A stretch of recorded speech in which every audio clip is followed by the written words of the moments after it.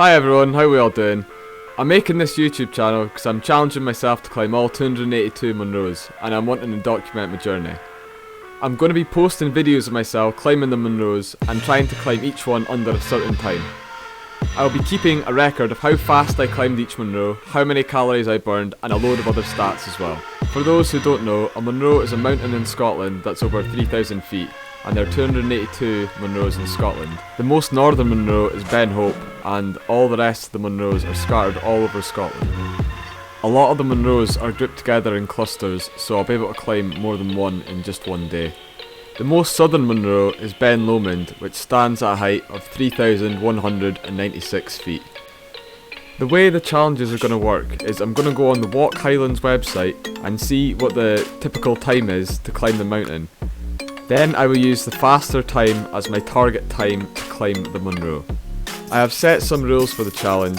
The first rule is that lunch will only count as a 5-minute break, just so I can enjoy the view and have a nice lunch. The second rule I already spoke about, and the third rule is that the start and finish time will be at the edge of the parking facility. Right, let's get into the video. This isn't actually my first munro I've climbed. I have climbed Ben Nevis and I've also climbed Cairn Gorm. But because this is the first munro that I have filmed, I'm going to class this as number 1. Mount Keene has a long walk in before you start the ascent. Once you're out of the car park and you pass the church, you just keep walking along the path until you get to the gate. Then there'll be trees on your right hand side just before it opens up into the glen.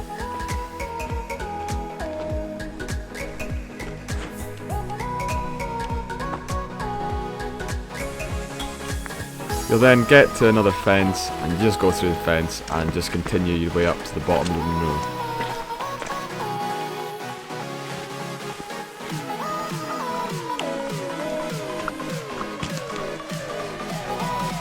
You'll eventually get to the first burn that you have to cross. Most of these burns are really easy to cross with loads of rocks. You might get wet soles, but unless it's been raining really heavy, they're really easy to cross.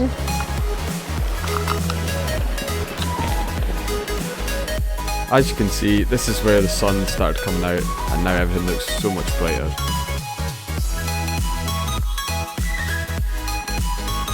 We then just saw a horse galloping by. Don't know what he's doing out here, but here he is on his way.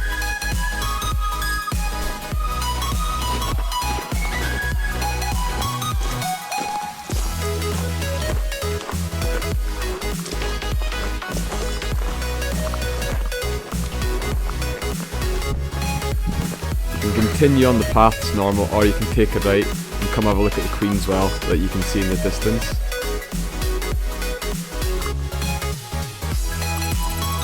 On the map you can see that we're basically halfway done the trek. Most of the trek is just walking in to the start of the munro, and we'll manage to reach the Queen Well in just under an hour.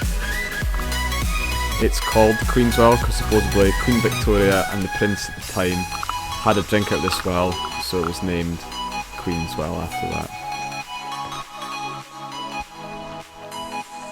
Her Majesty, Queen Victoria, and His Royal Highness, the Prince Consort, visited the well and drank from its refreshing water on the 20th September 1861. Once you pass the Queen's Well, you'll see a house in the distance. This is called the Halfway House. I'm not sure if anyone lives there. It's just a random house in the middle of nowhere.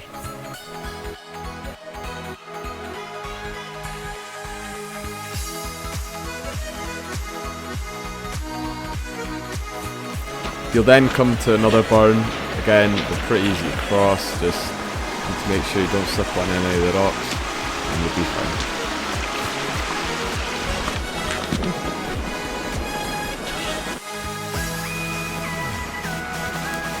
This burn has grates on it, so it's much easier to cross than all the ones that only had rocks to cross it. Once you've crossed the burn, now starts the big ascent.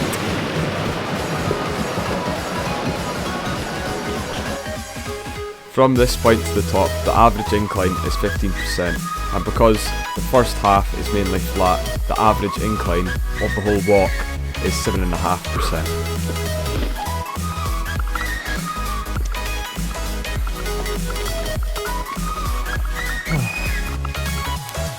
As you can tell by my heavy breathing, this is where it started actually getting hard.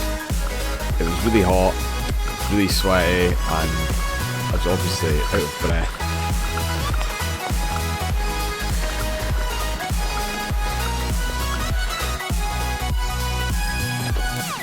Now we're in 26 minutes in, and this part of the walk was definitely the best. The shade was just so cool after just being so sweaty after walking up that first steep incline. The map shows that we're 3/4 of the way to the top and halfway up the incline. As you can see, off into the distance in the middle of the screen, that is the peak of Mount Key.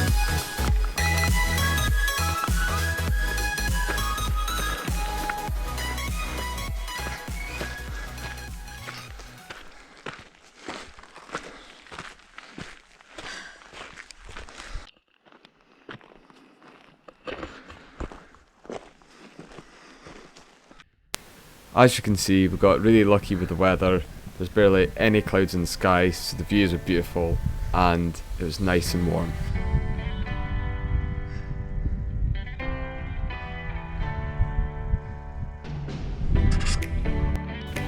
As you get near the top, there's countless false summits. It's always really annoying, but there's only 3 or 4 of them, so eventually you'll get to the top.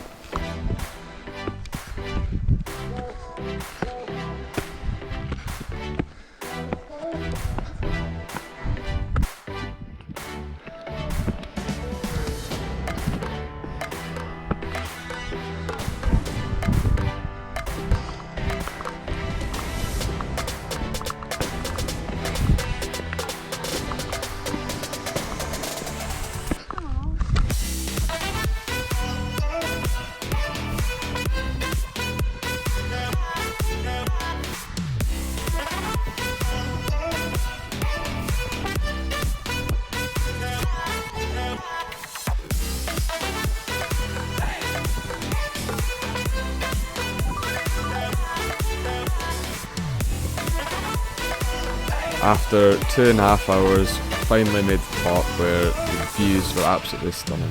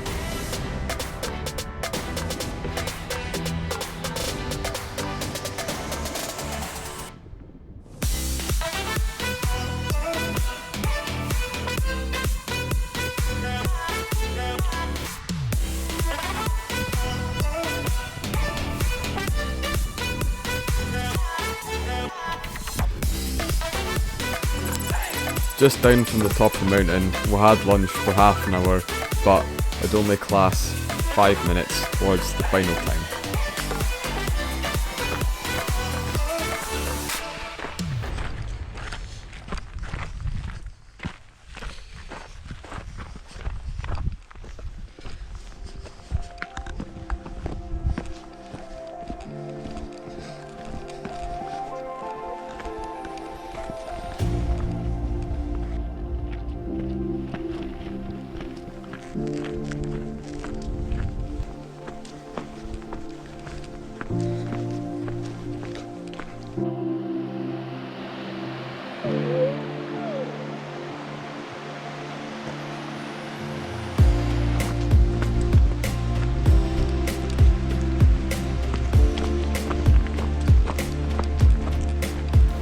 It didn't take us long at all to get down the mountain, and we were at the first burn in no time.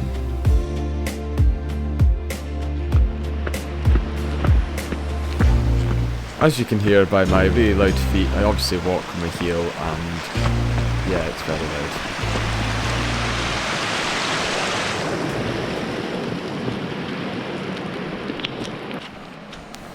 The time is 3 hours 21 minutes and we're already at the halfway house, so that's 3/4 of the walk already done. So we are still on time to reach under 5 hours.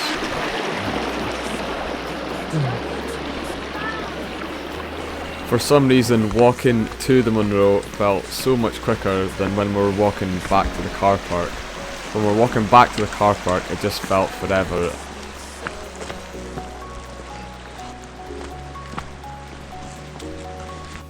As we were walking back, we were getting pretty close to the 5 hour mark, so we started picking up the pace as we got to the gate.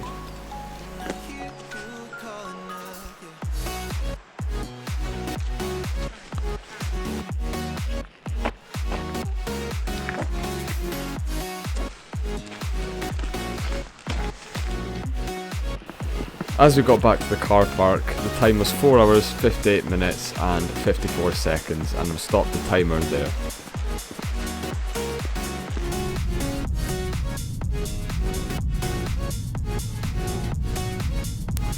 Now that the walk's finished, I'm just going to go over a few stats from the hike. Like I said earlier, Mount Keene is the 235th tallest munro, so out of 282, it's one of the smaller munros. Here is a gradient map of Mount Keene.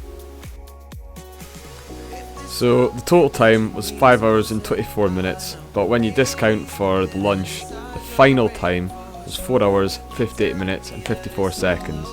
During the course of the hike, I burned 2,458 calories with an average heart rate of 123 beats per minute. The total average speed was 3.5 kilometers per hour over the 17.6 kilometer route. I'm giving Mount Keene a 4-star rating just because it was one of my first munros and the weather was amazing. I'm giving it a difficulty 2 just because it was quite an easy munro, and the views a 4-star rating just because it was such a clear day and we could see everything. And a 3.5 speed because it didn't take that long compared to some of the other munros I've looked at. If you enjoyed the video, be sure to give it a thumbs up because I'd really appreciate it, and consider subscribing if you want to see more videos like this. See you in the next one.